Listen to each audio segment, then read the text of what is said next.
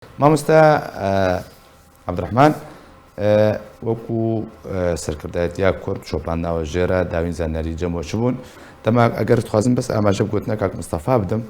بەژێ واکاری بوون لە عەفرینێ دەستە سەر بکەن واکاری بوو قامشتۆ دەستە سەر بکەن یعنی ئەو سیناریۆ هاتشێکردن هەتاکو نزیکی سنوورێ هەرێما کوردستانی بن لێ دەرێ هاتنە دەستە سەرکردن ینی ئارمانجان سەرەکە دوێ دێ چ بوون شرۆڤەتە جرەچە خێر و سلامەت بن گەلەک سپاس ئادژی سربەستبەردانە بەردانە هەر سێهاوالت مە ڕۆژنامەوان سەبری و دارە و ئەحمەد ئەس پیرۆز باهی دکم و هێڤیا بەردانە هەوالên me din ê di zîndana peyê de da rejîmê da çeta da warin berdan serbest warin berdan ev pirsa girîng bû vê tiştê te pirs kirî em karin bêjin peyê de yek yani deselata wekalet nefs a rejîme rejîm ew e yani rejîmê destê Xweşkurdistana Sûriyê kişand ra destî ê navlêt bin peyê de kir û dîra jî peyê de bi şert û merc yani rejîmê li ser hûne şert û merc kirin ki karibin deselatî li Kurdistana Sûriyê bikin. Em bêne ser dosya wa her heşt efsere mamosta Abdurrahman. Dawîn zanyarî cemûçina. Yani zanê wexta rast deyîn kir vê birayê me rast deyîn kir wexta kanîn efser li Efrînê bigirtana. Ew efser encûmanê xwe çêkiribin encûmana leşkerî Kurdî li Sûriya yani tevahî Kurdên me Sûriyê êkê bin wê encûmanê dabana yani wek ser rêbaza Barzanî nemir bin ji xwar wek çaxê daxwaz dikirin derdikirin lê piştî heştî azarê 2013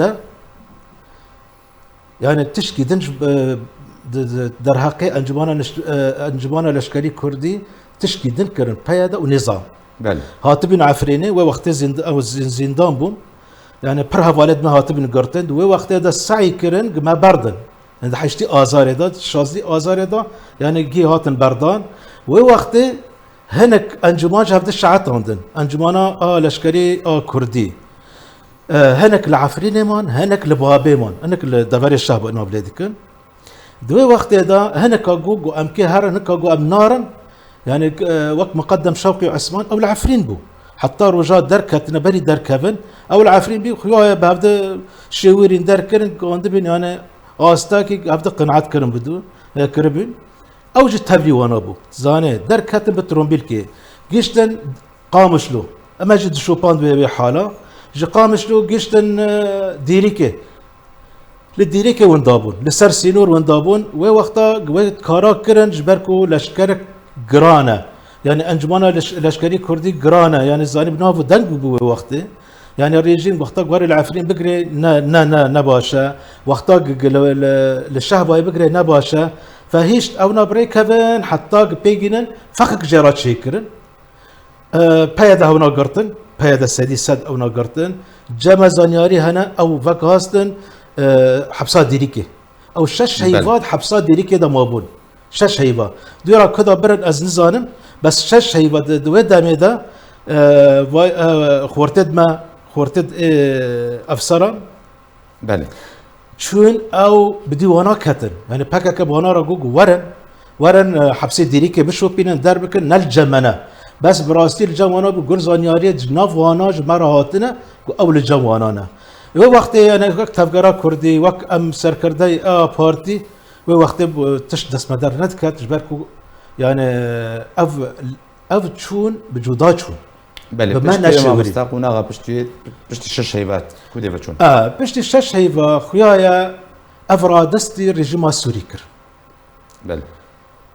zanyariyê li cem me hene hinka ji sêdnaya derketibûn telefînê me kirin em nikarin navê wana bêjin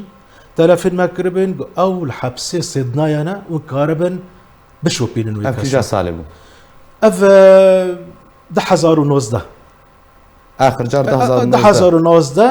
ew li hepsê sêdna bûn jiyanê de mabûn wefat nekiribûn na wefat nekiribûn ew li hepsê sêdnayê ne ew û karibin herin rewşa wana bişopînin piştî wê dexuyayê de dan û standînê Kurdî çêbûn a peyê de ê deselata wekalat rejîma Sûrî ew wek kaxet ra destê peyê de kirin بله وكاغت يعني دان استاندين هذا وقتا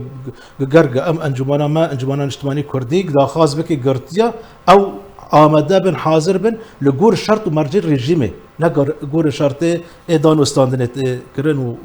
وك بن جهاجرة ركفتنا ده كي ودار نوانا خيابي او تشل هفدن ناكرن ديسا زانيارين نهل جمع هنا حتى يعني بده حزارو بيستو يك بري يعني نبي صالح بري ودا ديسا بري نبي ما مستعد عبد الرحمن ده حزارو بيستو يك شش هيفي اولا شش هيفي ثاني شش هيفي اولي بله ديسا رادستي رژیم سوری بود واتا تا ده حزارو بيستو يك بله شش مهي اول جي شش مهي اول هر هشتا افسرد الجاني ده حشت دا قوتن افسرد رادست بنان حشت نقوتن حشت بس قو افسرج نبا رادستي رژیم سوری بود يعني نها بشتكو افزاني تدانا خويا كرن تشي پیش بینید که جارن ویساوارا يعني 2021 حتى كانها هر چند زانياري سنين لما دام حتى في دم ادريج دجاني دمانو وككرتا في شارع بكار هادنا تش پیش بینید از دبیجم دجاني دانا او كسد افسرد مدجاني دانا چونكي كاغاتك بدس يعني بدس پیاده دا بدس رژیم سوری دا بله او يعني نا اون قارب تيك ببن وخلكي بكوجن او دجياني دانا وك تليفون جمره هاتي او راسته او نال حبسي رژیمنا از دبن بيشارو جدا ان شاء الله اباش ببي غرق انجمانه ما يعني دفي دان استاندني داويدا تاكس قال السر بياده وناف ناجي تيخين ليستيق داخازا ادبم ايوارن بردان يعني اف يا هري پیش بینی کردیا حري داوي از بيجم خاشن دجيانه دانا نمرنا باشا پیاده ده ما کورژیمت رادس دیوان کرو که کرتا افشاری و پیاده جاره که دیو رادس رژیم کرن داوین جان پیاده ورده به کریاره به پینگا يعني چت خواست چه نعمت بنده ابو جاره که دیو کرن رژیم زانه ده سلاطه وكالات تش دست تنايا او جيد رژیم السوريه او رژیم جراد بك او مكه وقتا دان وانا رژیم دان وانا وقتا جوانا جي استاندن وك رژیم جوانا استاند وك قرتنا من از رادستي رژیم السوري بيم جنواج الرژیم السوري رادستي ابوجيا كرم وقامنا حبس يكا زندان يكا زانه يعني همان ركفتنا قبار رژیم ابدا ركفتن يكا بس او بكرديد اخفن او بعربينا